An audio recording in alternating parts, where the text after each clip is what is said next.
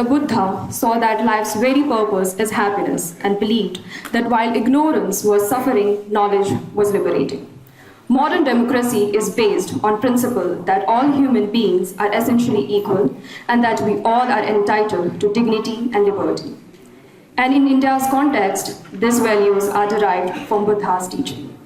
Good morning, everyone. I'm Soren, and I will be hosting today's event on behalf of the Center for Shaheed Bhagat Singh Studies and Research, Shaheed Bhagat Singh College. We are pleased to have you, Professor Gitanjali Surendran, our honorable speaker for the day amidst us. We also welcome Dr. V.A.V. Raman, IQAC coordinator, faculty members, and students assembled here. We are grateful that you took out time to be part of this talk.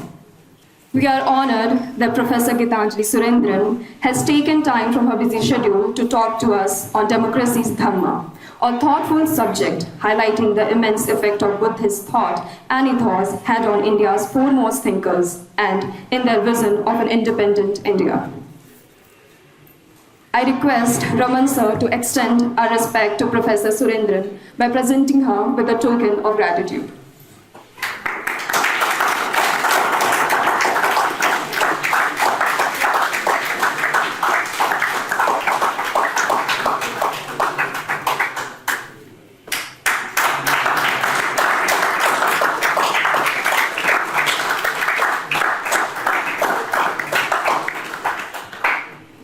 Now I request our coordinator, Mita ma'am, to please welcome our guest. Good morning to all. Very warm welcome to Professor Gitanjali, whom I have known for so long. Actually, I'm really immensely happy today to have amidst us Professor Surendran. And it'll be really great to hear from her about her work today. On a relatively less explored topic like democracy's Dhamma, where she'll be discussing the influence and impact of Buddhism on the making of modern India and many important thinkers like Nehru, Tagore, and of course Dr. B.R. Ambedkar. A warm welcome also to my senior colleagues, Mrs. Bali, who's come all the way, Shantana, who's here. She's Gitanjali's mother also, and I'm sure very proud of the kind of work that she's doing. And I'm really happy that they're all there to interact and encourage our students also. Their presence is always inspiring for us. A very special welcome to our IQAC coordinator, Dr. V.A.V. Raman, and a big welcome to all teachers across different departments, and of course to my dear students. In fact, I would just like to give a very brief introduction to Gitanjali, Professor Gitanjali. In fact, her achievements are many, but here I have time for only a few. Very proud to share that she was educated at Lady Shri Ram College. Then she went to JNU for her post-graduation and also did another MA from Oxford University on a Commonwealth scholarship. She was the recipient of various grants, including the Weatherhead Center for International Affairs, South Asia Initiative, and also the Clive Fellowship to complete her research work. Her PhD dissertation, Indian Democracy of Buddhism, Indian Discovery of Buddhism, Buddhist Revival in India, 1890 to 1960, was awarded from Harvard University in 2013. She has a monograph titled Anand Bhavan, An Intimate History. Her most recent work is Democracy's Dhamma, Buddhism in the Making of Modern India, which is going to be discussed in some ways today. Through the projects of Buddhist itineraries, political ideas of figures like Anagarika Dharmapala, Swami Vivekananda, Rabindranath Tagore, Jawaharlal Nehru, Rahul Sankrityan, and Dr. Ambedkar. But before I hand over the mic to Gitanjali, Professor Gitanjali, I would also say a very few words about the Center for Shaheed Bhagat Singh Studies. थोड़ा सा हिंदी में बोलती हूँ कि Center for Shaheed Bhagat Singh Studies was established during the Golden Jubilee year of the college, and its basic aim was, इसका उद्देश्य था कि जितने क्रांतिकारी हैं, क्रांतिकारी विचार हैं, उनकी जानकारी, उनके बारे में संवेदनशीलता, उनकी जानकारी हमें हो, so that we get to know that diverse thoughts and diverse ideas, informed the struggle for independence. We have the exemplary revolutionary Shaheed Bhagat Singh, after whom the college is named, that how he, thought not only was he a revolutionary who undertook, many deeds of valor, but also thought about how was the free India going to be, who had an idea, who was developing an idea of how free India was going to be. So what we have at the center are a lot of primary and secondary resources where students can come and understand, get to know more about Bhagat Singh and other revolutionaries. We host a lot of lectures, workshops, theatre, films, whatever we can to sensitize the students to his ideas. I would also like to bring into focus the role of the student volunteers who have been the driving force for this center. So I would request a lot of our students across departments to join in the center and learn and contribute. Thank you. Over to you, now.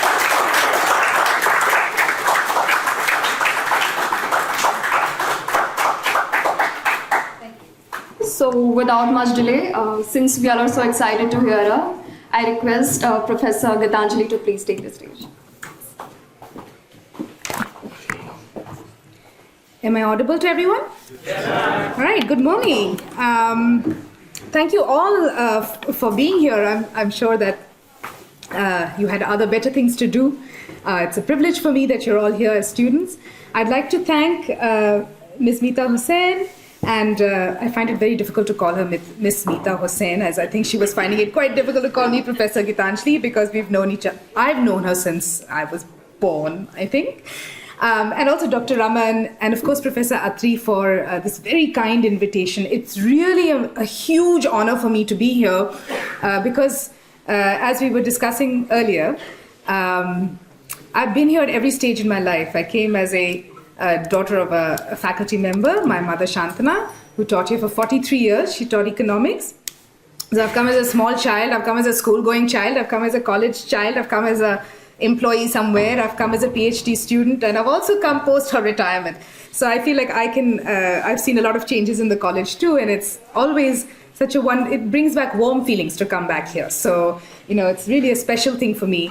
It also makes me a little bit nervous because so many of the women who inspired me and who are teachers here or were teachers here. And so if I hesitate a little bit or I seem a little nervous, you know why. Okay, it's the biggest thing to be presenting in front of essentially family members. Okay, so today, I should also thank Ravi. Where's Ravi sitting? Thank you so much for organizing the PowerPoint and so on. I second what Mita Aunty is saying, that without student involvement, student presence, it's impossible to do this. What is the point of coming here and talking about Buddhism, right? Okay, so my lecture today is based. Can you move to the next slide? Yes, aap hi control karenge?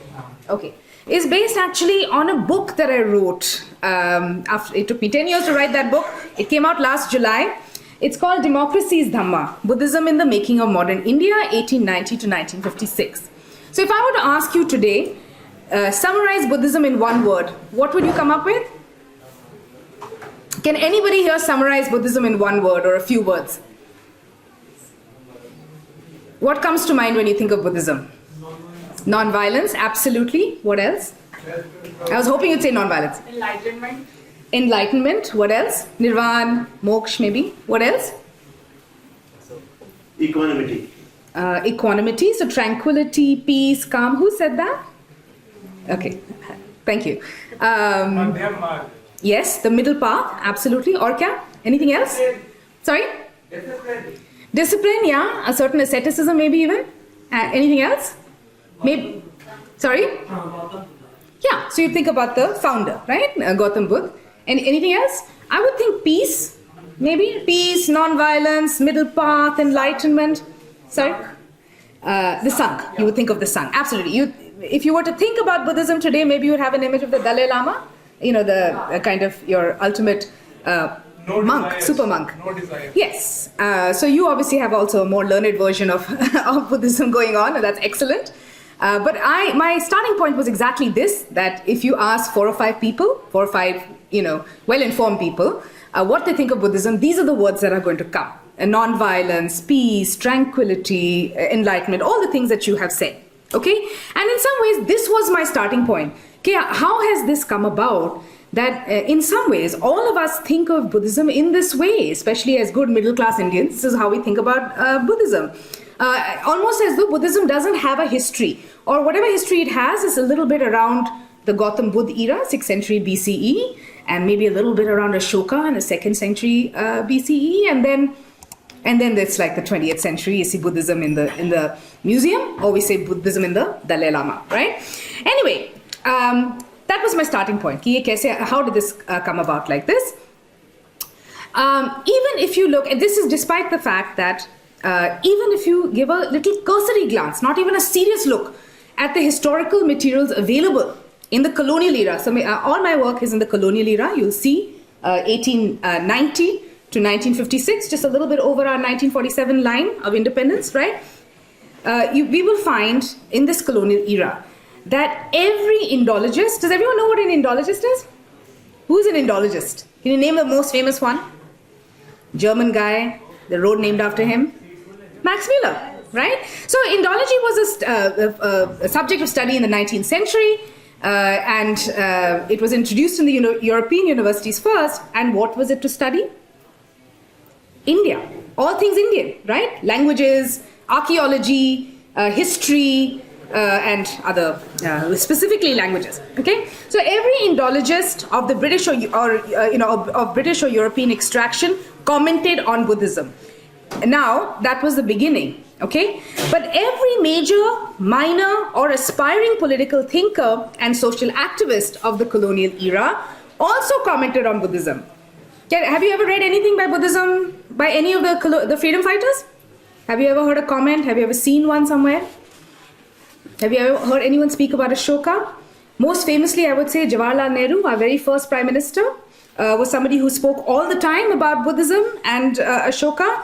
You will remember that the early forays into diplomacy, some of the kind of key themes of that, like Panchsheel, for instance, are actually derived from Buddhist themes and Buddhist ideas, right? So, and of course, he was a major political thinker. But there were many other major ones, as well as minor, and even people who we don't know particularly well or may not have heard their names of. They're all writing about Buddhism. Okay?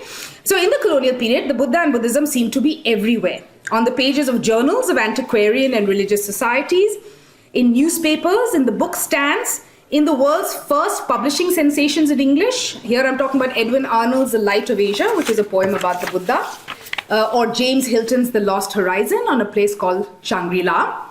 It was in all the museums, so any visitor in the late 19th century to Calcutta's Indian Museum had to pass through the reconstructed Barhut Stupa. The Archaeological Survey of India, according to one scholar, was established to find Buddhist antiquities, many of which found their way into British museums. We'll talk about one set in a little bit. And of course, in public discourse. So Buddhism was everywhere. All these voices were not always in agreement on what Buddhist history was about or what Buddhism meant for modern India. But it's this fascination and absorption with Buddhism that I am trying to understand. Okay? So this book performs 3 kinds of framing. There are 3 frames through which I look at my material. Okay? First, I suggest that there are secret Buddhist histories of religious universalism, modernity, nationalism, caste radicalism and democracy. I know it's a mouthful, but I'll try to, explain each a little bit. I argue that Buddhism is a veiled element in the development of these ideas in South Asia. Okay, so the engagement with Buddhism was not merely a spiritual or religious one. It was, of course, although nothing is merely spiritual or religious, we all know this as good students of whatever subjects we're studying. It was also deeply political. Okay.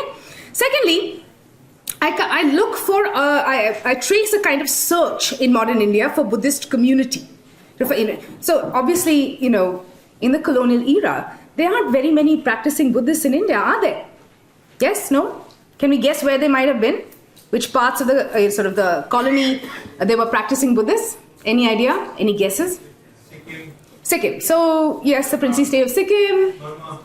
Burma would be, and that's of course a part of the colony only till 1937. Yes, but Burmese Buddhists are a very important part of this story. Any other part of the subcontinent? Sri Lanka would be your other kind of major British colony, which was also Buddhist and in this region. Of course, we know that there are the links with Tibet, right? So all the Himalayan regions, including Sikkim, Ladakh, Arunachal Pradesh, what is today Arunachal Pradesh, so on. Of course, Chittagong, which has that long border with Burma, right? Can you go to the next? Okay, but we know that in the colonial period, there were many more Buddhists outside India than there were in India. There were hardly any in India. Okay, so this also then begs the question: why are they discussing Buddhism so often and so with so much intensity? But I also argue that there is in fact a search for a Buddhist community in South Asia at this point, in India. Okay, South Asia would of course include, let me go back to the previous slide, would include of course Myanmar, what is today Myanmar, as you said, Burma, and Sri Lanka, which was then Ceylon, but within mainland India too, for a particular reason. We'll talk about that. But it wasn't just the search for a Buddhist community in South Asia, sort of honing in. It was more specifically looking for, these activists were looking for international communities, they were looking for national communities, they were looking for Dalit communities, looking to establish Dalit communities, and much, much more. We'll talk about this. Thirdly, this engagement with Buddhism was not strictly Indian in the sense of that bounded national territory that we all belong to, that we call India today.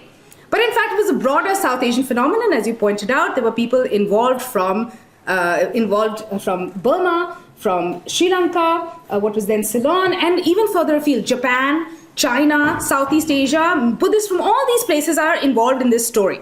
Okay. In particular, can you go back to the last slide? I note that there's a triangular trade. When we think of triangular trade, what do we think of? What comes to mind? Slave trade in the transatlantic triangular trade, and opium, right? Tea and opium, right? So that's your triangular trade that we usually think of. So I'm just being clever and a little facetious in calling this another kind of triangular trade of ideas and artifacts and people, all of whom are connected to Buddhism in some or the other way, between three major colonial cities. Okay, Calcutta we know is a big colonial city, right? But then Rangoon and Colombo are ones that don't usually come into our imagination of Indian history, but of course these are also two very big and very important colonial centers. So there's a kind of a movement between Calcutta, Rangoon, Colombo, Calcutta, Colombo, Rangoon, and various combinations of that. Okay, across the warm waters of the Bay of Bengal. Can you move to the next slide, please? Next one. Okay. So does anyone recognize where this is? Well, I suppose I've said so. Has anyone been to the Mahabodhi Temple? You've been? When did you go and what was your experience of it? It was good, but the Bodhi tree, it was cut by Shashank, and later it was restored. So right. Yeah, and the tree is very immense now, right? And they've got that glass thing around it. Somebody at the back as well. What was your experience? Aapka experience kya tha? Mahabodhi Temple ka? Yeah. Aap kab gaye? Which time of year? Oh wow, okay. I also went for the first time actually in July. Yeah, what did you like about it? It's very neat, it's very clean outside of Fatehgarh. Yeah. Yeah, that's what I was going for. In a way, it's the embodiment of Buddhism because it's such a peaceful place, right? It's peaceful. Also, you see a lot of Buddhists there doing their Buddhist chants and so on. It's a very Buddhist place in our thinking, right? Of course, it wasn't always like this, right? Anyway, this is a young Anagarika Dharmapala. Anyone heard of him by any chance? Any guesses as to where he's from? He's not from mainland India. He's from Sri Lanka, right? So Dharmapala is, in 1891, he makes his way to the Mahabodhi Temple. Now, this is not a picture from 1891. This is a picture from sometime in the 1920s, okay? But I'm going to tell you about this trip in 1891. He has a moment of truth while he is visiting the Mahabodhi Temple, before the Vajrasana, the spot where the Gautam Buddha is said to have attained enlightenment. The narrative, I'll tell you what that epiphany was, but it's the background, the narrative that the Mahabodhi Temple was exclusively a Buddhist site and needed to be saved and cared for by Buddhists, first found mention in a newspaper article by Edwin Arnold in the Daily Telegraph in London. Okay, this had come out in 1885. Now Dharmapala in 1891, good friends with Arnold. He likes his book, The Light of Asia, which is on the Buddha. And he goes to, has read this op-ed, and he's going to the Mahabodhi Temple. And at the Mahabodhi Temple, he has an epiphany. And the epiphany is that this site must be saved for and by Buddhists. Okay? He's not the only one who has this epiphany. Another person, another monk, but this time from one of the only other kind of Buddhist worshipping places on the subcontinent, Chittagong, has a similar realization while visiting the temple around the same time, and he goes on to establish the Bengal Buddhist Association. But it is Dharmapala, this chap, the Sri Lankan chap, who goes on to play a pivotal role in modern Indian Buddhism, even though he's better remembered in some other way. In Sri Lanka, he is remembered as the father of Sinhala Buddhist exclusivism. And we know that Sri Lanka is marked by violence and fighting between Sinhalas and the Tamils, right? So he is often upheld as an icon of Sinhala exclusivism, okay? In my book, originally in my dissertation, I try to claim an Indian history also for Dharmapala, because most of his adult life was actually spent not in Ceylon, but in Calcutta, on this very different project. He establishes the Mahabodhi Society in 1891. He does the establishment in Colombo before the high priest of the Sangha there. Somebody was mentioning the Sangha, Hikadove Sumangala. But then he quickly moves the headquarters to Calcutta. Okay? And in Calcutta, he networks relentlessly with Calcutta's leading lights, people like R.C. Dutt, for example, okay? People like Sharat Chandra Das, and many others. And he begins a small journal called the Mahabodhi Society Journal, which is always, the circulation is quite small, but it's influential in 1892. Okay? Wherever he goes to Buddhist sites, at this point, Buddhist sites are not all unearthed. It's really only, Sarnath is beginning to be dug up, Lumbini is beginning to be dug up, Sanchi has not been dug up yet. The Buddhist sites that we now uphold as kind of important emblems of our country were not even really present yet. They weren't even there. They weren't even dug up. And yet he stations monk volunteers wherever these sites are being dug in order to establish a kind of Buddhist history for those sites, quite apart from the academic archaeological story, right? He also keeps traveling around that Buddhist world. You saw that big Buddhist world map, right? East Asia, Southeast Asia, but also to Europe, to publicize this Mahabodhi Temple cause. He thinks the Mahabodhi Temple should be, in fact, with Buddhists. Now, who was the Mahabodhi Temple with, if not the Buddhists? Well, it was in the control of a Shaivite Giri sect for at least 200 years, possibly 500 years. We're not 100% sure. And it was part of Gaya's circuit of ancestral worship. It was not central to that, but it was an important part of that circuit. So people were coming and giving their, doing their worship and so on. It had a small but regular stream of Buddhist visitors from places like Burma and Southeast Asia. And in 1895, Dharmapala does something very aggressive. He picks up a Japanese Buddhist statue and he goes and puts it into the shrine and starts doing Buddhist worship there. The Mahant's men, that is, the Mahant is the chief priest of the temple, of this Shaivite Giri sect, are not impressed. So they pick up that statue, go outside the temple and drop it on the lawns. Okay? Eventually it's put it's given a better place than that. But this sparks off a legal battle that lasts for 15 years. Dharmapala, files criminal charges against these men. Initially, in fact, the courts are rather sympathetic to him, but eventually the courts drop all these charges, saying that this is in fact the Mahant's territory, and the Mahant has a right to decide what is inside the temple and what is not.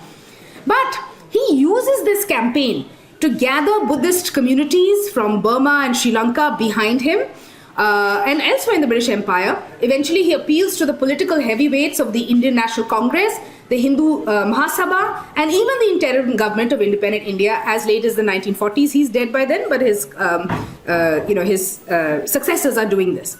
He lost all the court cases, but he was in fact able to rally a fair bit of support around Buddhist Asia, though it was never as much as he wished, such that Nehru, when he is traveling in the late 1940s and early 50s to try and garner some momentum for the non-aligned movement to all of these ex-colonies, he is being asked, what is happening to the temple? Is the temple got a Buddhist management yet or not? If you want some more details about this, happy to talk about it later. But let's move on. Can you move on to the next slide? This is one of the pamphlets that was released. You can see Rescue Bodh Gaya. It's a very kind of evocative pamphlet from the 1920s. Can you move to the next slide? Okay, does anyone recognize who's here? Sorry?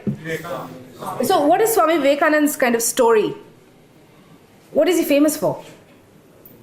Can you guess where this is? Yeah, so everybody knows this picture, right?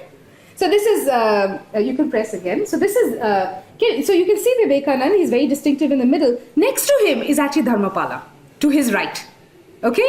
And so Dharmapala, now we know the World Parliament of Religions because it gave to us Swami Vivekananda, right? But in 1893, Dharmapala too attended this Congress, this Parliament. And he did very well there. In fact, he too attracted a fair bit of attention, and in Sri Lankan textbooks, school textbooks, he is the figure that was famous out of World Parliament, after the World Parliament of Religions. For some time, these two were quite friendly. Vivekananda and Dharmapala thought they could work with each other. Vivekananda was only a few years older. Both preached a universalist, if sort of strongman versions of their respective religions. Both are remembered similarly as founding fathers of their nations and their religions. They exchanged letters for a time. Dharmapala even defended Vivekananda in Calcutta in 1894 before a very hostile crowd. Vivekananda had come under attack for his apparent dietary habits, rumors of these things. The friendship endured for a few years till Vivekananda got word of the Mahabodhi Temple case, after which he declared that Dharmapala shouldn't involve himself in Indian matters. Okay? Throughout the second half of the 1890s, though, Vivekananda and Dharmapala seemed to be talking to each other through their writings. Okay? They're called invisible interlocutors. Okay? Importantly, both believed that their particular version of religion applied to all people. Vedanta saw God in everyone and everything, and thus sought to help people realize their potential. While Buddhism preached a brotherhood of humankind, tolerance, noble eightfold path, all the things that you mentioned, right? But Vivekananda saw the Buddha, as a morality affirming voice from within the Hindu Vedantic fold, okay, rather than outside it. In fact, he ended up criticizing Buddhism for its godlessness. Okay, Dharmapala responds strongly to these accusations that ethics are actually more important in Buddhism than God.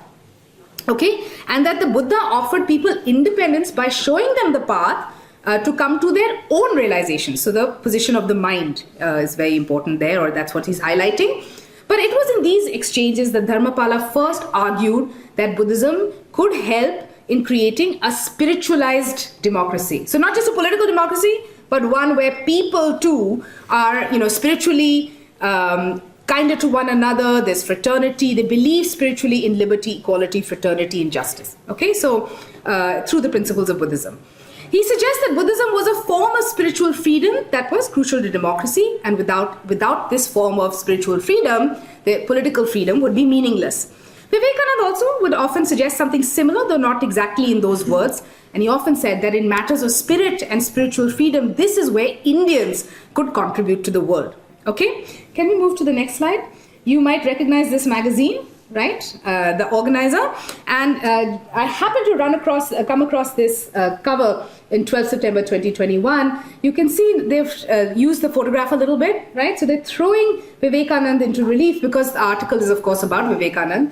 One is not sure, I read the whole piece, and one is not sure if they realized Dharmapala was sitting there or whether that was not the point, right? But in any case, I just thought I'd show you, because in a way, both Dharmapala and Vivekananda are actually remembered quite similarly as well. We know that Vivekananda is a symbol of the ABVP, maybe some of you are members, and Dharmapala too is remembered as a Sinhala exclusivist. So it's interesting that they should both have a kind of similar, a way of being remembered, even though their main goals in their lives were about religious universalism, community building, popularizing the ideal of the renouncer ascetic, right? Associating their religion with emerging nations, a stronger Sri Lanka, stronger India, and of course an embrace of a certain Pan-Asianist thinking as well. Okay, in the case of Dharmapala and Buddhism, the tendency to see Buddhism as a moral, ethical code, a philosophy, shorn of doctrinal dogmatism, opened up a space for Buddhism that could work for liberation, and that could be very subversive in the hands of other people. Okay, in fact, the Bhadralok in Calcutta developed a quite special relationship with Buddhism in this period. I'm just going to give you one example. Can you just go to the next slide, or maybe two examples? This is a spy. This is a person named Sharat Chandra Das. He was actually a spy.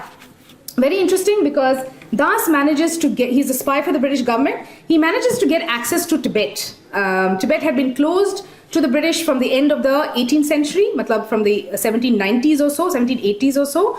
And he goes a century later in 1879, and then in 1881-82, he goes, he collects information, he maps the territory, he's pretending to be, or rather posing as a palm reader, as an astrologer, things that Indian pundits were well known for. And he uses all that information, he gathers it, and he comes back to Calcutta. And in Calcutta, he is referred to as the father of Tibetan studies. And as I always tell my own students, we tend to have a lot of fathers, right? We have the father of the constitution, we have the father of the nation, we have the father of this and that. We have only one mother, but many fathers. He is the father of Tibetan studies. So I know it's a rather niche thing, but anyway, he establishes the Buddhist Text Society. Anyway, he uses all this information that he's got on Tibet. Of course, he hands it over to the British, but he also uses it to talk about Buddhism in Calcutta's sphere. And he's really the first one to think about it as such, or to talk about it so prominently. And he thinks of Indian civilizational superiority as the main thing to take away from this. That it's Indian Buddhist monks who went to Tibet and spread Buddhism.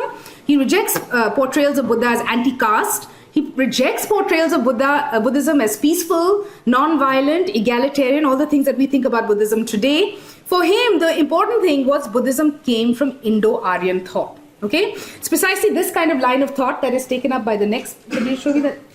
This is a person named Beni Madhav Borua. He's the first a professor of the Pali department. I'm going to skip over this. Can we go to the next slide, if you, in the interest of time? Everybody knows Rabindranath Tagore. Have you read anything by Tagore? Can you guess at his relationship with Buddhism? Have you read anything by him that has Buddhist themes?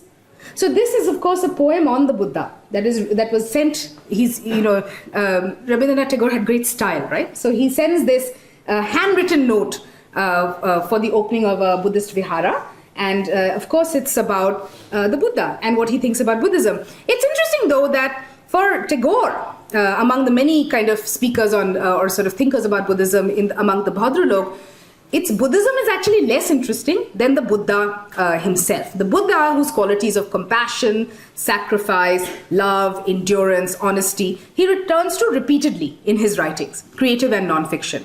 But Buddhism was philosophically flawed in Tagore's opinion. He thinks it's an abnormal, joyless philosophy. In his disagreements with Gandhi, what does he disagree with Gandhi about? Does anybody know? Yes, and?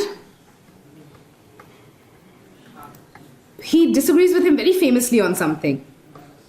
Non-cooperation? They have this exchange. He rejects non-cooperation. Tagore rejects non-cooperation. He also rejects Gandhi's nationalism, right? He says it's too xenophobic, right? So they have this back and forth. It's a very civilized back and forth, by the way. They write these letters to each other, then they put them out, then it never stopped them from attending each other's events. It never stopped Gandhi from being with Tagore towards the end of his life. So they agreed to disagree, but they disagreed very strongly. So when he disagreed with Gandhi over the non-cooperation program, he said, your program, in which you are asking students to leave their hard-earned positions in educational institutions and so on, is like political asceticism, which is like the negative asceticism of Buddhism. It highlights joylessness, it highlights unproductivity. It's not a good thing for young people. But he never gives up. Tagore never gives up on his admiration for the Buddha himself. Right? He says Tagore wants to take refuge in his immeasurable love and kindness towards all creatures. Okay? So here we see a little split between the Buddha and Buddhism. Later we will see a split between Ashoka and Buddhism. Ashoka is an important kind of figure. Buddhism is maybe secondary to that. Anyway, now we've talked about these elite figures, Tagore and Das and others. But in fact, there were a host of very ordinary, can we go to the next one? Very ordinary pilgrims and monks for whom, from around the Buddhist world, especially Burma and Sri Lanka, who in their travels to and efforts at Buddhist pilgrimage sites really made that circuit a reality, okay? So Buddhist pilgrimage comes up for the first time in the early 20th century. There was no Buddhist pilgrimage circuit before that, okay? As I was telling you, archaeology is digging up these sites for the first time. And what are the 4 major sites of Buddhism, of the pilgrimage? So one is obviously Bodh Gaya. Next, Lumbini, Sarnath, and Kushinath. Right? So where he was born, where he attained enlightenment, where he first gave his lecture and attained disciples, and of course where he attained Mahaparinirvan or died. Okay? So those are the 4 main, of course there are many other sites as well. Now these 4 main sites weren't even dug up in the, of course other than Bodh Gaya, weren't even really in existence in the early 20th century. So the Mahabodhi Society and other Buddhist activists too had to work very hard to build up these pilgrimage sites and popularize pilgrimage.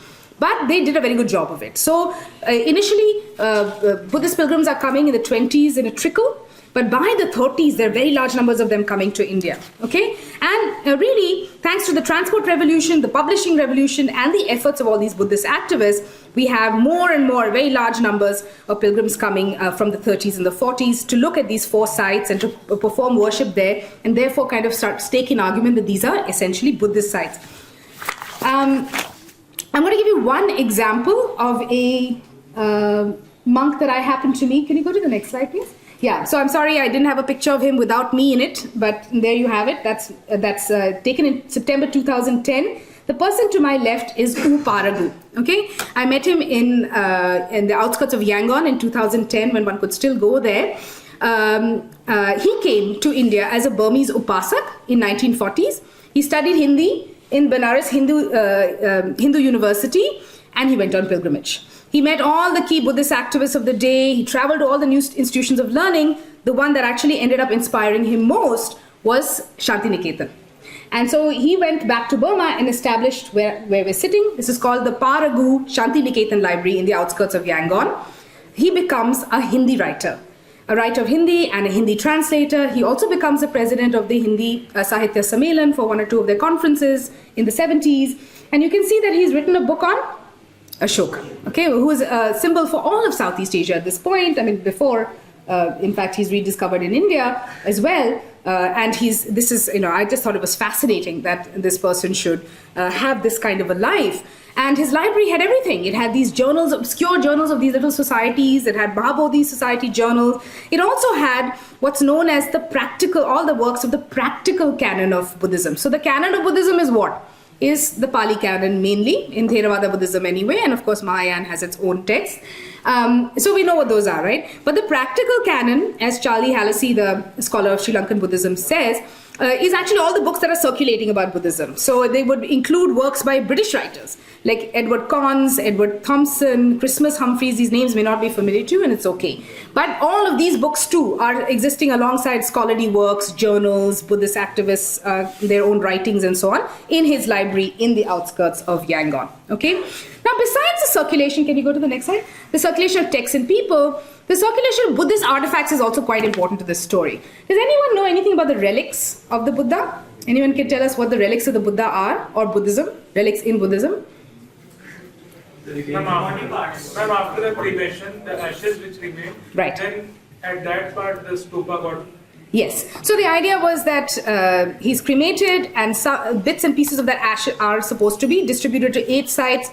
Eventually 80,000, there's a lot of dispute about how many sites it's supposed to go to. Actually, throughout the last 2,000 years, Buddhist relics have also miraculously appeared in places. A begging bowl, a leaf of the Bodhi tree, a little imitation of a stupa, and of course some relic some actual corporeal relic or a body relic or a bit of the ashes or bone of either the Buddha or somebody else. You may, one of his disciples. You may have heard of the tooth relic in Kandy, the temple of the tooth relic in Kandy. That's meant to be, supposed to be one Buddha's tooth. Anyway, where are these relics kept? Yeah, and they're supposed to be there for eternity, right? They're not supposed to come out of the stupa, right? But many of these stupas lay forgotten for about 1,000 years and were buried under tons of dust and sand. And so archaeology was required to, in some sense, unearth them. And so Alexander Cunningham, that first ASI Director General, who was really more interested in selling Buddhist antiquities than actually digging anything up for any other purpose, shall I put it, actually bore a hole in the top of the Sanchi Stupa, which was at this point a mound, called Bhilsa. It was called Bhilsa Tops at that point, and took out the reliquaries. So the relics are kept in these very ornamental boxes, and then he sent these off to London, to the museum there, to the British Museum. The British Museum then sent off the actual relics. They kept the boxes. The boxes are very beautiful. They thought these have artistic value. And jo bone relic andar hai, that is sent off to the vaults of the Victoria and Albert Museum. Okay. Now, suddenly there are Buddhists in India and South Asia who are interested in these relics because the relics are the most important object of worship in Buddhism at this point. Okay. So in 1932, the London branch of the Mahabodhi Society said, give it back. It's time for you to return our relics. Okay. So the Victoria and Albert Museum initially said, no, we're not returning nothing. You guys, please go on your merry way. But then they kept putting pressure. They kept showing up in the galleries, you know, all these Buddhist monks. And finally they said, okay, we will allow you to do some worship in the gallery.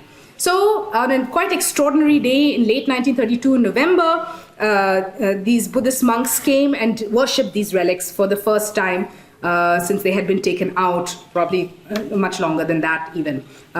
Anyway, the Victoria and Albert Museum, under some pressure, decided, okay, you can have them. So in 1939, they took the decision to return them. But in 1939, what is happening in Europe? World War has broken out, right? So there's no question of prioritizing a ship for the return of relics, right? Or a plane for that matter. So it took another 8 years for the relics to be returned to the country, to South Asia. And in 1947, the relics arrived in Colombo. They stayed there for more than a year. In January 1949, Nehru, as the first prime minister, at least interim, receives the relics, just like all the viceroys had received other relics before him, okay? He not only receives them, he receives them in Calcutta, but he's with a very important person, a person you would all be familiar with, and that is Shyama Prasad Mukherjee, who is the president of the Mahabodhi Society. Who is Shyama Prasad Mukherjee? Founder of Hindu Mahabodhi. Right. He's a very important Hindu Mahasabhai, but he is the founder of the BJS, right? The Bharatiya Janasangh, right? The BJP, right? So Mukherjee is at this point working with Nehru about what to do with these relics, okay? Then Nehru gives a big speech about India's Buddhist history, silken ties of Buddhism that bonded Buddhist Asia with India, and all of this has happened, okay? Now the relics don't just stay in Colombo or Calcutta. They go all over Southeast Asia. So they go to Cambodia, they go to Burma, they go to Vietnam. Then they come up back to India, and Nehru then sends them all over the Himalaya. Because there are a lot of Buddhists in Himalaya, and this is part of his national integration. He said, oh, these relics can come in handy for national integration, right? So he sends these relics there, and these are very difficult circumstances. There are no roads, right? It's very difficult to get these relics across these mountains, but he's ordered them to do it, and it's happening with the cooperation of the Mahabodhi Society and others. Now, what is the final resting place of the relics? This picture on the left, to your left, is actually a picture of the relics coming off INSP, where they're coming from Colombo to Calcutta. You can see all of these, Buddhists from around the world, monks and so on, and the relics are here. And you can see Nehru, right? And you can see Shyama Prasad Mukherjee here. Now that over there is where the relics end up. That's a new building in Sanchi. If you've ever been to Sanchi, you'll see this building. It's called Chaityagiri Vihara. Okay? In November 1952, before a huge crowd of locals, but also of Southeast Asian dignitaries, including the first Prime Minister of Burma, U Nu, the relics are put back. They're put back into this Chaitagiri Vihara, which is where they are. So they're not put back into Sanchi, of course. They're put into this new Vihara. And there's a lot of pomp and circle. The national anthem is played, many speeches are given, all that happens. Okay. Now I have many arguments about Nehru, as one must for this period, but I'll touch upon just one here. Okay, and that is that he attempted to pose Buddhism as a civil religion for a new nation, reeling from the horrors of partition. It's no coincidence, therefore, that India's national symbols, which are the lions and the Dharmachakra, right, are Buddhist inspired, right? While moving that national flag resolution in July of 1947 in the Constituent Assembly of India, Nehru mentions Buddhism, does not mention Buddhism, but instead he mentions Ashoka. Okay, and Ashoka, there's kind of a cult of Ashoka at this point, right? All the leaders are talking about Ashoka. Remember, this is after World War II. People are reeling from the possibilities of mass murder through the atom bomb and all this death and destruction. So people are reeling from this. And so it's very relevant that there is this Indian example. It's relevant for these Indian rulers the new rulers, shall we say, that there is an Indian example of an emperor who gives up the ways of violence in order to continue to rule, but in a non-violent way. And so that's a very important, it's a rare historical example of this. And one who is anyway already revered all over Southeast Asia and so on.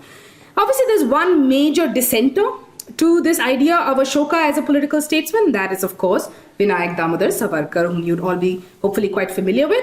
He thought Ashokan non-violence was poor policy and a breach of Indian history, as a result of which Indians were unable to meet head-on the challenge of foreign invasion. Can we go to the next slide? Actually, let me just backtrack once.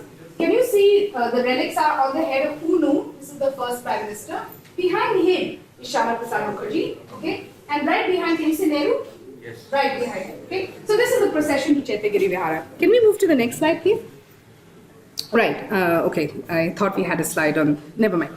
So Savarkar feels that this is poor policy. He's not pleased when the government undertook at considerable expense a year-long celebration of the 2500th Buddha Jayanti, which fell in 1956. Okay. And here you see the launching of the Buddha Jayanti of 1956. The celebration, you again see Nehru, you see Rajendra Prasad, and you see Radhakrishnan. And a bunch of books that the Indian government at their own expense have reprinted on Buddhism. Okay? Now, it's not just at the levels of varieties of nationalism and soft diplomacy that Buddhism was being discussed among Indian political activists. And here I get to my last part, so please bear with me for another few minutes. Buddhism was also really important in anti-caste radicalism. Okay? Dalits, as the original Buddhists, was an important strand in a type of Dalit history writing. You may have heard of Ayuthi Thas from the Madras Presidency, the leader of the Paraya Dalit community, under whose aegis the first Dalit conversion to Buddhism happens. We usually think of which event as the first Dalit conversion? Ambedkar. Yes, in 1956, right? But actually, Ayuthi Thas's conversion was in 1898. So there is a long prehistory to this idea that Buddhism can be liberating for the lower castes and for the outcasts, right? So this conversion took place in 1898 in Madras. Okay, it was considered to be a failed conversion, but it's the first one that we have on record. We don't actually know what it means for it to have been a failed conversion. Despite my best efforts, I couldn't figure it out. Then there was Bodhanand Mahasthavir, who had connections with Swami Achyutanand, whom you may be familiar with, and the anti-caste movement in United Provinces. And he too, in the 20s and 30s, based in Lucknow, performed a number of conversions to Buddhism. He also wrote on small handy books for people to understand how they might continue to worship as Buddhists. Then there was Pokala Lakshmi Narasu, who brought Buddhism, anti-caste and democracy together. Ambedkar said his book, The Essence of Buddhism, was the best book on Buddhism he had ever read. Then there were people like Rahul Sankrityayan and Dharmanand Kosambi, who tried to combine nationalism, communism, socialism, and Buddhism, quite a difficult task. And so Buddhism is looming in all of their intellectual horizons. And I argue that this has a role to play in the landmark conversion of Ambedkar in October 1956, mere months before his death. Now, most of these activists and writers, you'll remember that triangular trade thing I was talking about? So most of these chaps had actually already traveled that. They'd gone to Rangoon, they'd gone to Colombo, they'd tried to figure out how Buddhism works in practice, what its kind of effects could be, and could it work in a place like India. Interestingly, Ambedkar too, before his conversion in 56, travels this very circuit. So he's in Colombo, or rather Sri Lanka, twice. He's in Burma, I think, 2 or 3 times. He meets with UNU. And so he's very interested in the broader South Asian neighborhood. And he's looking for support for a potential Dalit conversion. In 1948, he republishes Lakshmi Narasu's succinct statement, the one I said he thought was the best book on Buddhism, The Essence of Buddhism. Then 50s, he travels around. Then in 1950, he publishes his first full essay on Buddhism in the Mahabodhi Society Journal. He says Hinduism has failed the test of moral religion through its negative effects on millions of people at the bottom of the caste hierarchy. Buddhism, on the other hand, placed the mind at the center of all action and interpretation, and therefore was critical. Second, therefore was the right choice. Second, Buddhism emphasized personal conduct through self-control and self-culture.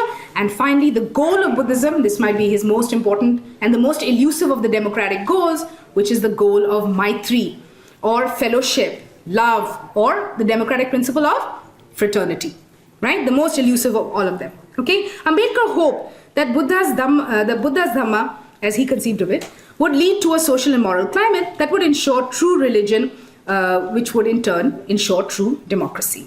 Now, after his conversion, can we move to the next slide? So here again, you will see, can you see the old monk who's delivering the oaths and the refuges? The bottom left, he's sitting. His name is U Chandramani. He's from Burma, and he spent most of his very long life in Kushinagar and trying to make a kind of center of that. And he's the one who Ambedkar finally decides will be the one delivering these refuges and the oaths and conducting the conversion. After his conversion, he administers 22 oaths to fellow converts, which included giving up caste and Hindu idols and whatnot. And then he did something very radical, which I think is often underplayed. That is, he administered Diksha to all of the his fellow Dalits in the audience, and then he asked them to be their own priests and their own converters, and to convert 3 or 4 or 5 or 6 or 10 or as many fellow people as they could convert. So he turned them into instruments of conversion, gave them the right to carry out Diksha for others. Okay, so now Dalits could convert each other. And I think with this conversion, Buddhism in India found a political community that could demand the rights and privileges of citizenship after what they saw as an empowering conversion. All right, I think I'll skip right to the end. If we want to talk a little bit more about Buddhism, Ambedkar's Buddhism, I'm very happy to do this, but I think I've spoken enough. Just one thing I want to say about Ambedkar is that often there's this tension. Did he do this for political reasons? Did he do this for spiritual reasons? I don't see why he couldn't have done it for both reasons, right? It's not as though these are strongly separate. So for me, he's interested in Buddhism both spiritually and politically. It can't just be political because he invests so much time and so much energy at a time that he's extremely unwell in Buddhism, and something he's working on for almost 20 years before he passes away in December 1956. That said, in my final reflections in my book, I raised the question of why so much of colonial South Asia devolves into genocidal violence between religious and ethnic communities at the very moment of the birth of nations, or maybe in the decades that follow.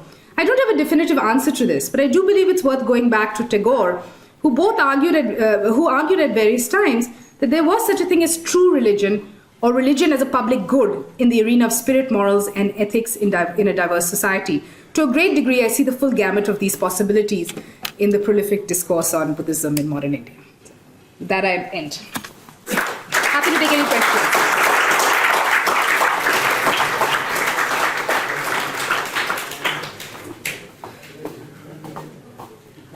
Thank you so much, ma'am. It was a very thought-provoking session. I guess our listeners certainly have some questions in their mind. So anyone who does, kindly raise their hand.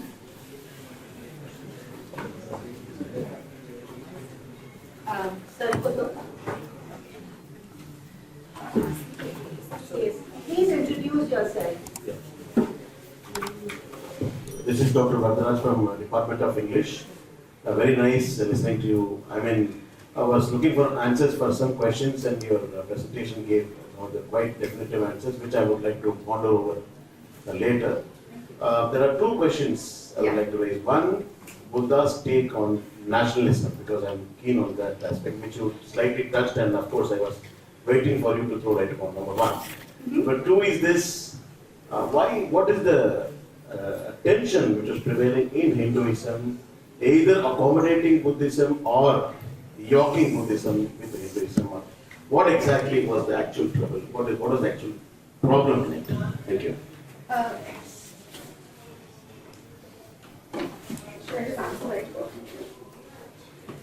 Thank you so much, Dr. Vadraj.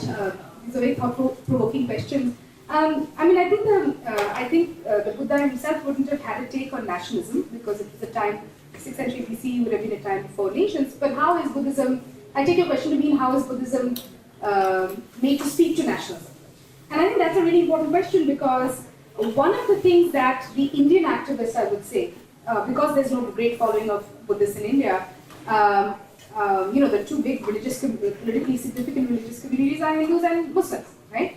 They're the ones who are doing their kind of political bargaining on various fronts.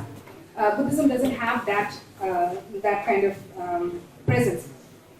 So it can be made to speak to a lot of really good utopian kinds of projects.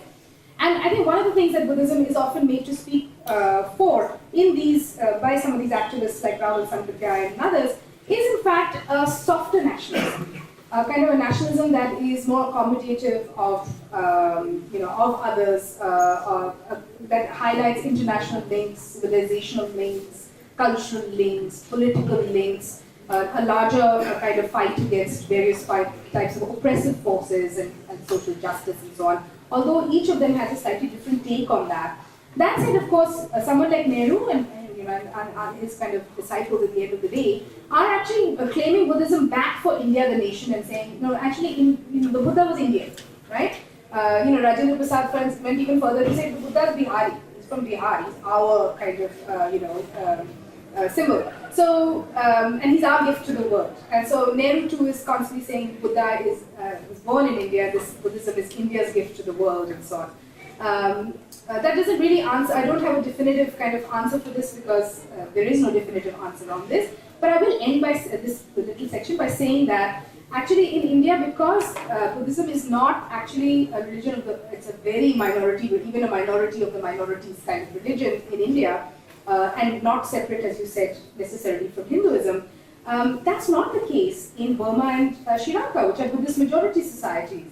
And over there, as perhaps in India, you have that majority-minority political tension building, right? So, Buddhism as a majority religion in both these areas has not stopped those societies from being in the throes of civil war against minorities at various times, right? So, I think that I'll leave that. I'll just leave it at that. This particular question. The second one about Hinduism and the tensions between. So I think this is again a fundamental question for this era. Is Buddhism to be seen within the Hindu fold, or is it to be seen as something separate?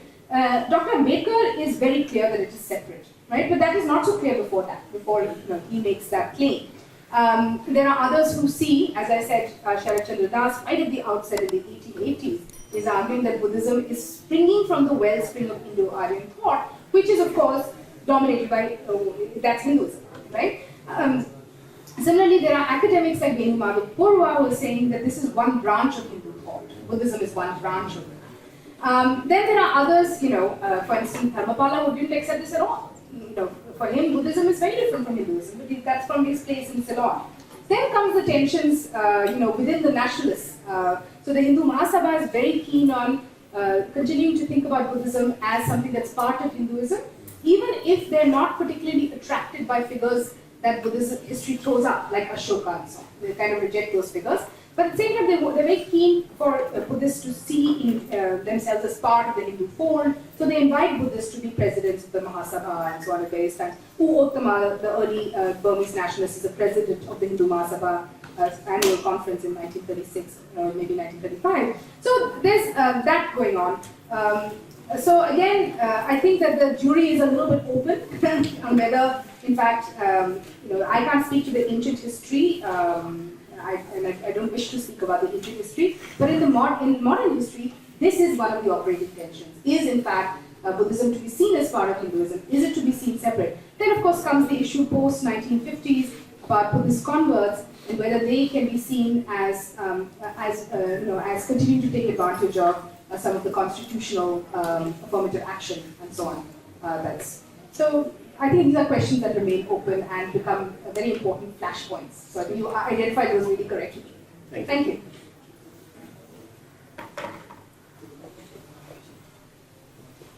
Sorry, yes.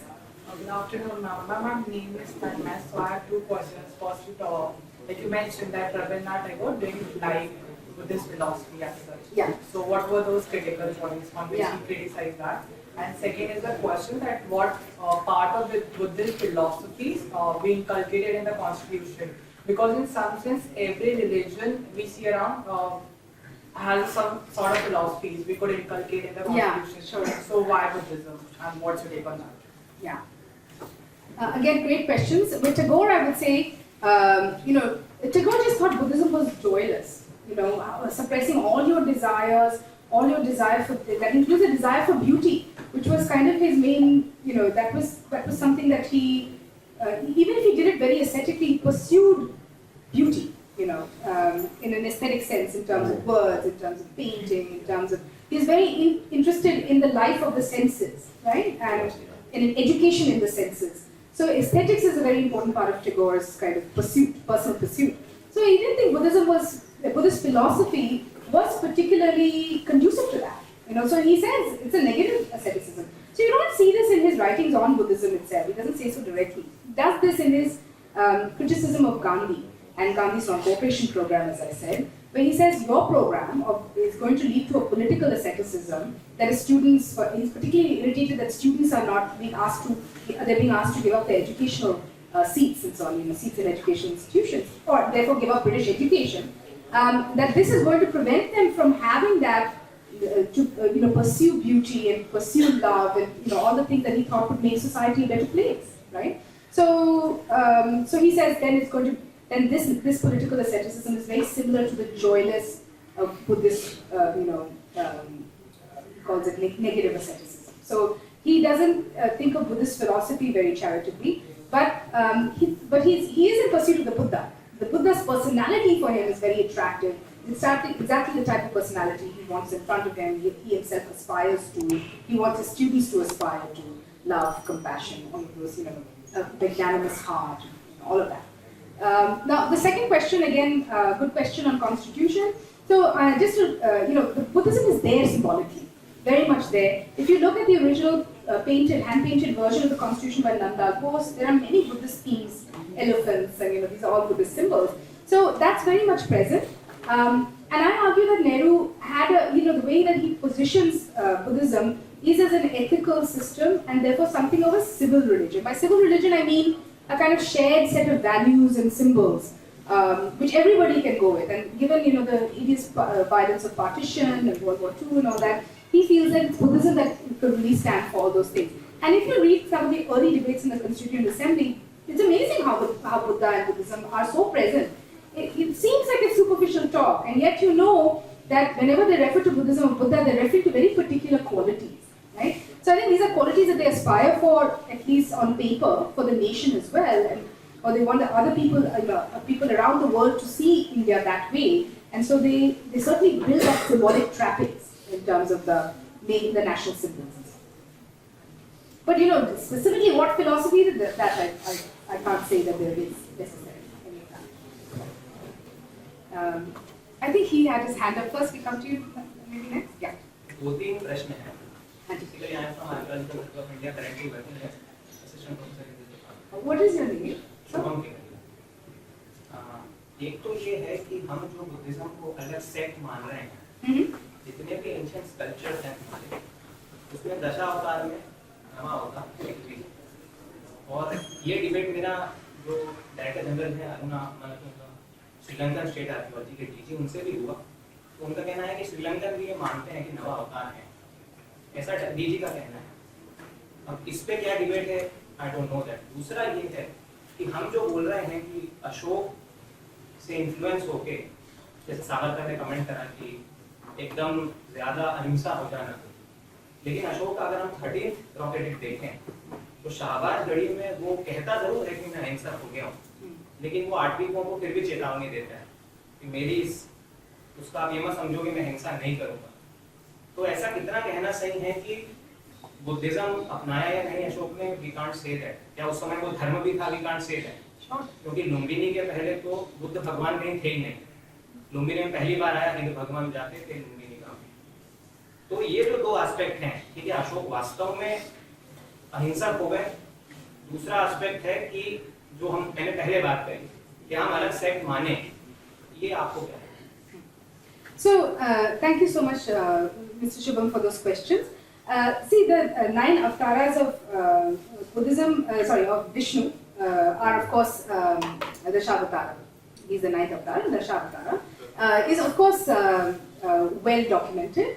Similarly, there are many ideologies of the 19th century who say it's very difficult to say where Hindu practice ends and Buddhist practice begins. It's difficult to say, whether Buddhism should be seen as a part of Hinduism or separate. All these questions are alive. They are being debated in this time. Okay, I will not come up with a final say because I do not feel that is my job. My job is to put out the debate kya ho raha hai, and these are all debates, very important debates. And like I said, finally Dr. Ambedkar says Buddhism is separate, but Ambedkar has his own project there, right? And he has a way in which he justifies that. Okay, and then it is for us to see if we are persuaded or not.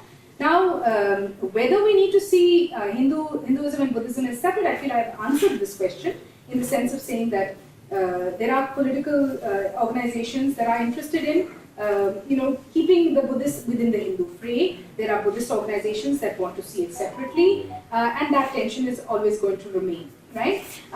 Of course, in Sri Lanka, also you are correct to say that in this time of the 19th century, there are many Buddhist, the separation between Buddhist worship and Shaivite worship is also emerging only at this. You could very easily be a Shaivite worshipper and a Buddhist worshipper, right? It is totally possible to do both. But in the 19th century, you see a sort of emergence of Buddhism as an identification with the nation and therefore a separate religion. And therefore those who do not worship Buddhism or who do not call themselves exclusively Buddhist should be left out of that. And then you see the emerging tensions, one of the lines of tension between Tamils and Ambaya Muslims and of course the Buddhists, the Sinhala Buddhist original people of the land. That idea and that debate, right? So I think that's there. Similar things are happening in India, except, I think the debate remains open. The second question about Ashoka, one historian said this is a cult of Ashoka.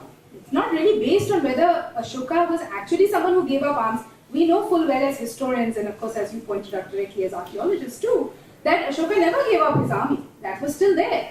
But that's not the point. The point was that he is used symbolically as a symbol of the nation to speak again to a certain political project for the nation as somebody who gave up arms in order to pursue the Dhamma. Whether it was Buddhism, whether we want to call that Buddhism or not, that's the way it becomes to be associated. So we can think, I think, of Ashoka as a Buddhist symbol, but he's also a very fraught Buddhist symbol. The actual realities of what we know historically and the way that he is used symbolically are at odds. No doubt about it. You're correct in saying that. I think archaeology जो है, जैसा text में लिखा है, उससे agree करती नहीं। क्योंकि हम भी समझते हैं टेक्स्ट में जो लिखा है वो बहुत बड़ा चढ़ा के लिखा है। Sure. जैसे अशोक को एकदम काइंड ऑफ ड्रैकुला बता देना, कलिंग वॉर के पहले और कलिंग वॉर के बाद वो एकदम चेंज हो जाता है। ये तो कहीं ना कहीं ग्रंथों का खेल है, क्योंकि आर्कियोलॉजी तो उसको मानती नहीं। इसका एक और है कि मुझे ऐसा लगता है कि सांची का जो स्तूप 3 स्तूप हैं, स्तूप नंबर 1 में जो बिबिला ने पढ़ाया, तो सांची का जो स्तूप नंबर 1 है उसमें तो कुछ है ही नहीं। ये एएसआई की रिपोर्ट है। जहाँ तक जो हम बात कर रहे हैं कि वापस आई रेलिक्स, वो जितना मुझे ध्यान है और एएसआई का डॉक्यूमेंटेड है, वो सारी पुत्र और महामोगलानस की है जो स्तूप नंबर 3 की है। और वो रेलिक कास्केट अभी भी जो है वो मेरे हिसाब से अशोकन ब्राह्मणी के थोड़ा लेटर केस की ब्राह्मणी है, शुंगन ब्राह्मणी है, और वो वहाँ रखा हुआ है। तो सांची नंबर 1 में तो मेरे हिसाब पूरे सांची में बुद्ध के रेलिक तो है ही नहीं, जितना मुझे पता है और जितना मेरे हिसाब से एएसआई डॉक्यूमेंटेड है। It's a relics of Mughal and Ansari. Yeah, no, you're right. Again, you're giving us your learning in the Department of Archaeology. You're absolutely right about all of this. But in a way, it doesn't matter to the story that these people are telling to themselves and to others, right? And again, Sanchi, I didn't have, I wasn't following the script very closely, but of course you're right also to point out that these are not Buddha's relics, but his disciples' relics. Actually, now there is another archaeologist who says that these were not the Sanchi relics anyway that came back. These are the relics from Sadhara, which were dug near, which is another site nearby. Yeah, so that's what they're saying, that these are anyway not from Sanchi. But it was irrelevant to the symbolism that Sanchi occupies. It's irrelevant to Unu, it's irrelevant to Nehru, because they are looking to use this to get, they believe also, but they also want to do that larger kind of Buddhist world coming together, mapping that onto non-aligned movement. क्योंकि एक और I think last है कि हम जो conflict की बात कर रहे हैं, जो शाहजी की ढेरी स्तूप था पेशावर वाला पहला जो स्तूप है, उसमें बुद्ध के साथ में इंद्र और ब्रह्मा भी है। हमको पता है कि वैदिक वर्ल्ड में इंद्र जो है वो सबसे प्रधान है। तो कैसे हम डिफरेंशिएट करेंगे एंशिएंट टाइम्स में? ठीक है, लेटर ऑन जो बुद्धिस्ट टेक्स्ट है उसमें तो डिफरेंशिएशन बहुत है और कहीं ना कहीं कॉन्फ्लिक्ट तो है, ये मैं भी मानता हूँ, आर्कियोलॉजी इस बात को मानती है कि कहीं हमारे जो मेन डेटीज थे उस समय के उनको सबऑर्डिनेट बनाया गया कहीं ना कहीं, लेकिन एक साथ चलाना मुझे ऐसा लगता है कि शायद एंशिएंट टाइम्स में तो कोई कॉन्फ्लिक्ट इतना नहीं था जितना मुझे लगता है कि आफ्टर इंडिपेंडेंस या आफ्टर 19th सेंचुरी में कॉन्फ्लिक्ट बढ़ा है। और चूंकि वो उसमें आपका स्पेशलाइजेशन है तो 19th सेंचुरी में मुझे लगता है कॉन्फ्लिक्ट बढ़ा है as compared to ancient. Yeah, so I think that there is a lot of disagreement on that question. Again, I don't have a view of archaeology and the detail that you have it and the learning that you have. But you're right. Of course, we can't explain why.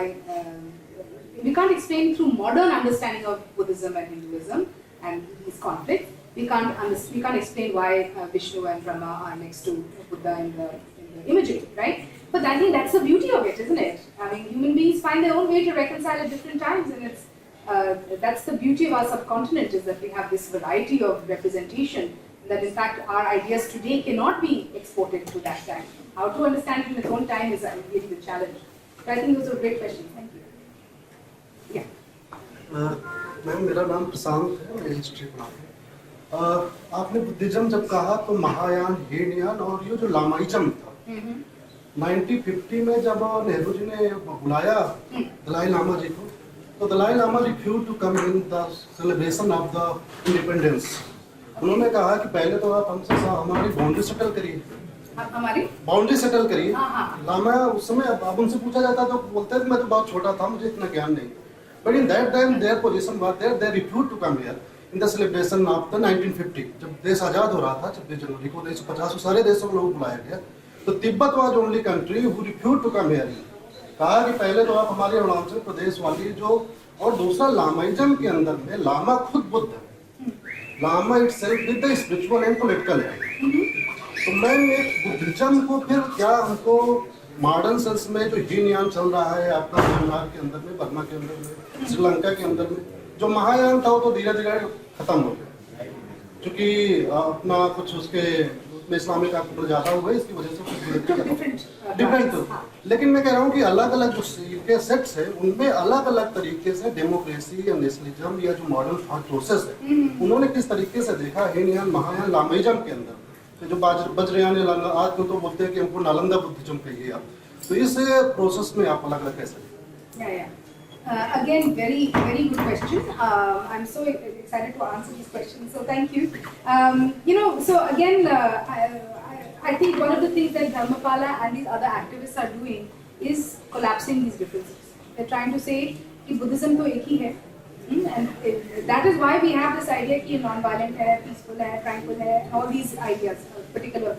That's coming from this thing that Buddhists are all united.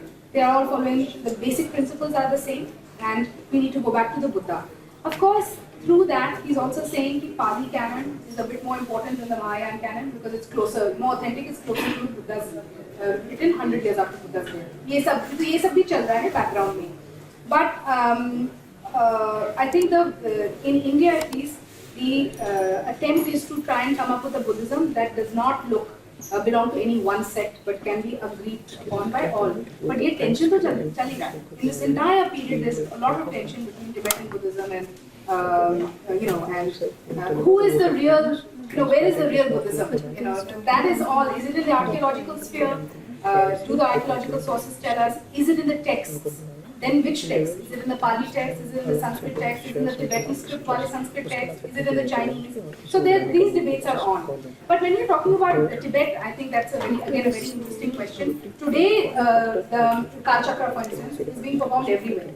Places it has never been performed before. Dalai Lama is performed in Sanchi, is performed in Hyderabad. These are all places that never otherwise had seen this before. So there's also kind of collapsing of who we think of as a main Buddhist, who do we think of as an authentic Buddhist, while we think of someone who looks like the Dalai Lama, right? But that's also quite deliberate. Now, on the sense of the 1950 May that he didn't come, that time Tibet is still under China. I do not know about this particular incident in 26 January wala celebration ka, but I do know about March 1947, which is the Asian Relations Conference. At that point, India had invited, so India doesn't have independence yet, but it is inviting Asian nations around the world to Delhi actually. And the Asian, so at this point, Tibet is invited separately from China. China ka revolution abhi tak hua nahi hai, that happens in 1949. So they are, so China becomes very angry. Actually, the leaders of China at that point become very angry with Kuomintang. They all Kuomintang, so Chiang Kai-shek's people. They become very angry with Nehru and the Indian National Congress for inviting, or the interim government for inviting Tibet separately. Then they said, how can Tibet be shown as a different nation? For maps, maybe there was a big dispute at this point. So I'm guessing, but I do not know. This will have to be checked out. That in 1950, by 1950, revolution ho gaya hai. Dalai Lama would need permission from the government to come. Now, in 1956, again, there is an issue ki Dalai Lama ko kaise invite kare for this 2500 year anniversary. Obviously, Nehru is quite fond of Dalai Lama. In fact, he wants him to come, but the invitation has to go to Beijing. And then how does that happen? So there's another problem, another sort of, and we know what happens after that, 58 or 59. So, I'm just putting that record there. But जो आप प्रश्न पूछ रहे थे about the different sects, that is correct. That there is no, there's an attempt to try and create one Buddhism, but the tensions between them always remain. There is an understanding that different Buddhisms look different in practice. Yeah. Ma'am, my name is Suryansh Namanshi. Ma'am मेरा प्रश्न है कि क्या बौद्ध धर्म भी नास्तिकता को बढ़ावा देता है, क्योंकि ये ना आत्मा को मानता है ना परमात्मा को मानता है और ना वेदों की जो टीचिंग्स है उनको मानता है, तो क्या हम बोल सकते हैं कि जो बौद्ध धर्म है एसोसिएटेड है नास्तिकवाद से? Suryansh, I am not an expert enough to answer this question. I will say that once again, Ambedkar is taking the stand in his writing on Buddhism that there is no soul and that there is no God, right? And there's only the mind and there's only the path.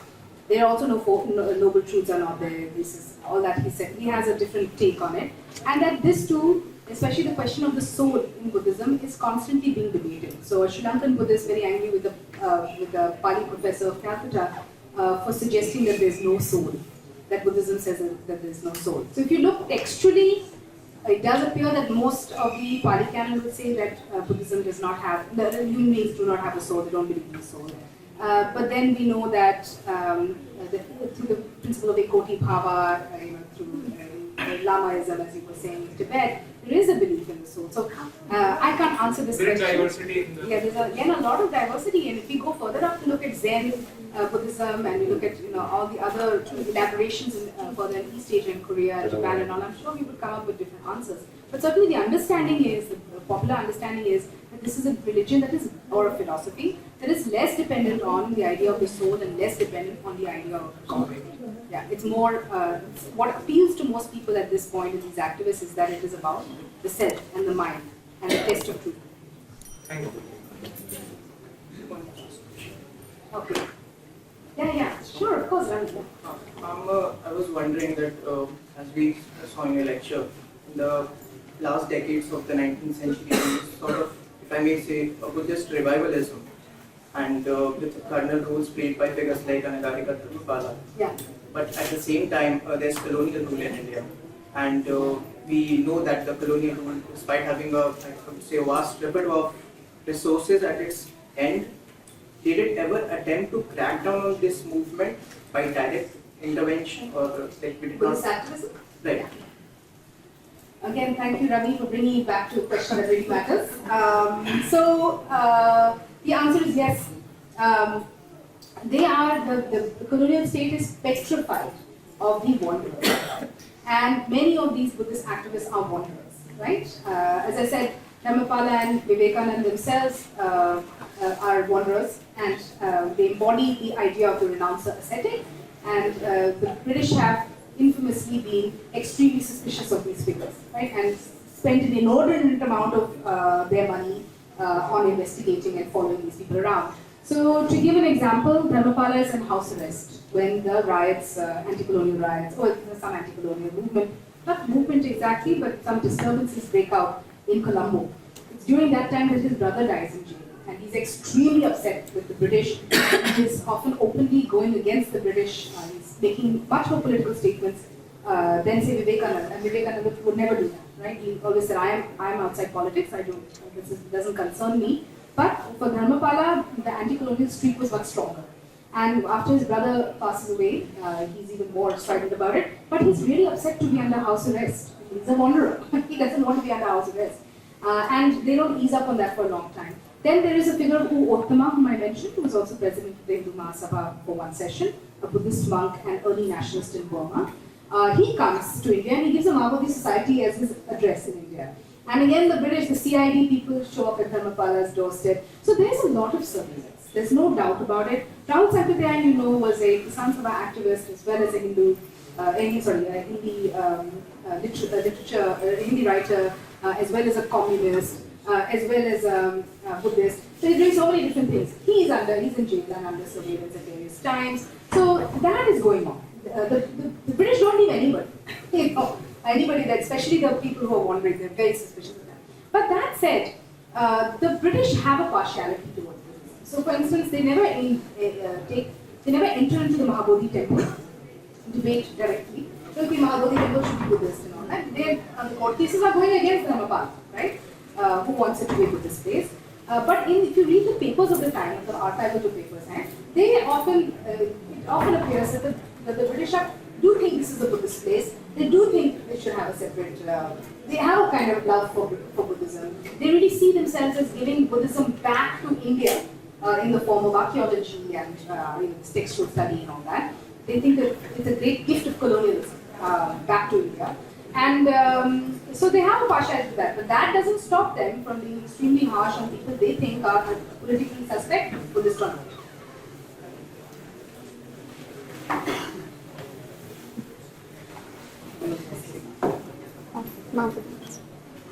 Yeah, sure. Please ask. My name is Rabindranath. Ma'am, as you mentioned in your name is? Deva. And as you mentioned that during independence, our leaders are propagating our Buddhism and they are just inculcating these things. And we all know that Buddhism has the qualities of truth, non-vootings. But on the other hand, politics is just the opposite of it. We cannot ignore speaking lie and quoting the things. So, is it justified, and to what extent did the original idea propagated, or it is just a diluted form of Buddhism which is being implemented? That is being propagated when? After independence? Yeah, like in our constitution debates. I mean, you're asking a very idealistic question. By that standard, every religion is diluted, right? Because most religions are asking for, are requesting their followers or, their flocks to aspire to some truth and to certain forms of behavior and so on, right? I think that the project for Nehru and some other people post-independence was certainly to uphold Buddhism as a set of values, including, and of course these values are aspirational, they're idealistic, they're ones to aspire to. There's a full understanding that that would always be difficult, right? But that doesn't mean they don't put it there as this is how we should be, these are the values we should be, the new nation should be striving to achieve. And there are moments of tension. So for instance, Nagarjuna Konda, you all know Nagarjuna Sagar, the dam on the Krishna River.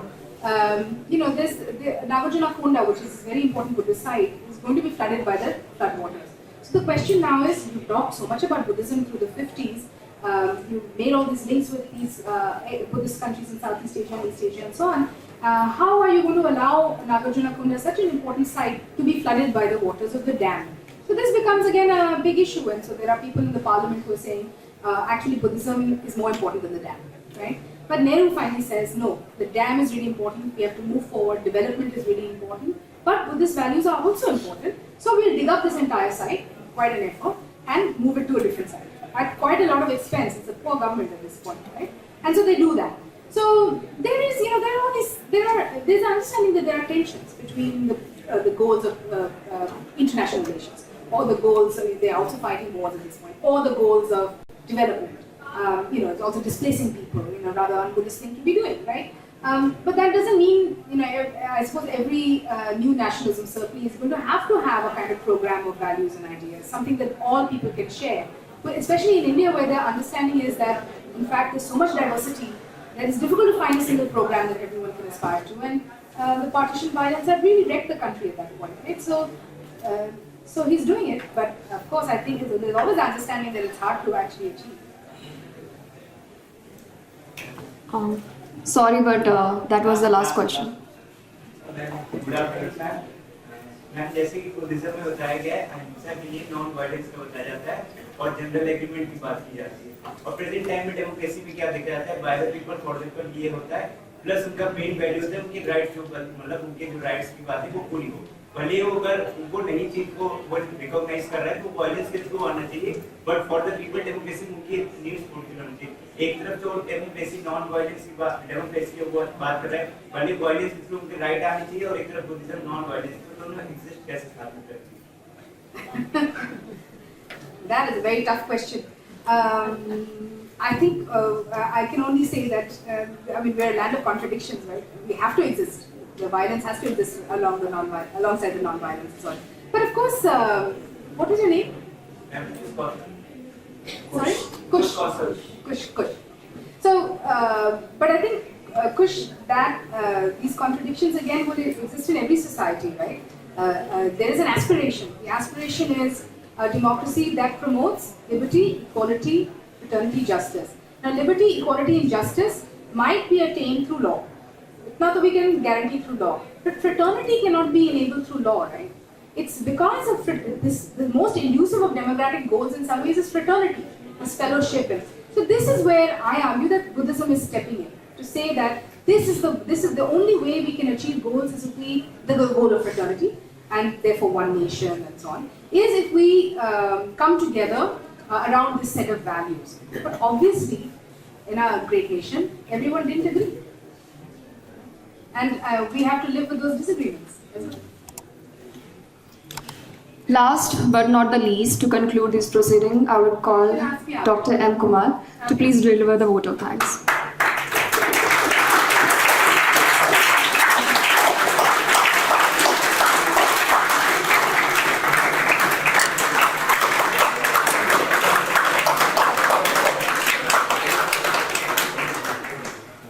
Extremely useful presentation by Dr. Gitanjali. In fact, I would say it is path-breaking. I have one or rather two observations to make. Once we are talking about religion, we have in mind orthodox position about religion. The way we study religion in the text. But understanding and interplay of the religion at the ground level is somewhat different. Therefore, to me, orthopraxy of religion is far more important than orthodoxy. Number one. Number two, once we are talking about interrelationship between Buddhism and Hinduism, again we tend to forget that what kind of Hinduism are we talking about? Are we talking about Vedic Hinduism or are we talking about Puranic Hinduism? Because both are two different religions, but the focus is different. Buddhism emerged in opposition to Brahmanism But in early medieval time, and more precisely at the time of what I would say Puranic Hinduism emerged, lot of integration took place of the diverse cults, both within the framework of Vaishnavism and within the framework of Shaivism. In fact, Buddha himself becoming incarnation of Vishnu, as rightly pointed out. Now the question here is, why Buddhism lost momentum in the place where Buddhism was born? In the geographical area, if we go by the geography of religion, in the area around North Bihar and in the Purvanchal area, where the main focus of Buddhism was in the beginning. But today we don't have presence in this area of Buddhism. We have presence of Buddhism today in the areas where we have a strong presence of tribals in Ladakh region. In some areas of northeastern states we have some presence. We have a strong presence of Buddhism outside India, China, Burma and other Southeast Asian countries. This question has to be answered from different point of view. Once Buddha becoming incarnation of Vishnu, what does it mean? It means that Puranic Hinduism is trying to come terms to emerging Buddhism by accommodating Buddha. Thereby, Buddhists shifted their allegiance to Puranic Hinduism. This explains it. So we don't have presence of Buddhism in such a large number in the place where Buddhism emerged. But in the context of far-flung areas where you have a strong presence of tribals, like Ladakh, and non-Brahminical regions like Burma, China, Japan, and other Southeast Asian countries, where you didn't have presence of the Brahmanism. So penetration of Buddhism in these areas made Buddhism as a very effective religion in these areas. Because no attempt was made to absorb Buddhism there. The kind of attempt that was made in this North India region specifically, area in present term would correspond to present UP, Bihar and the areas where you have a strong presence there. So this is very important thing that you all keep in mind. About the question of conversion, because I think you also raised the question of conversion.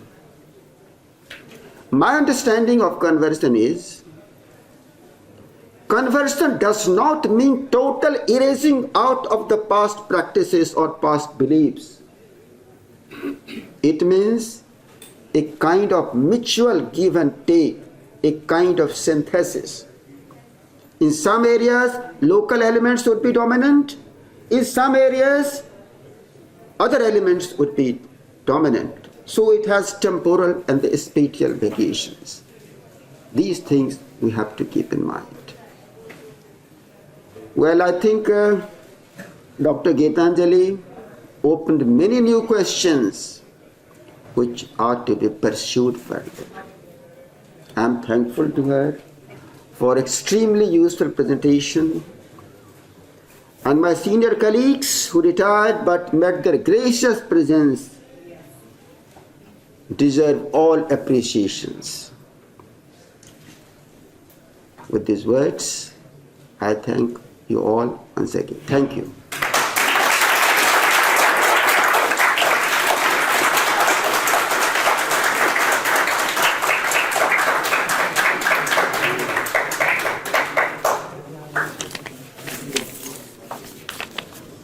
Thank you so much, sir. With those warm words, we come to the end.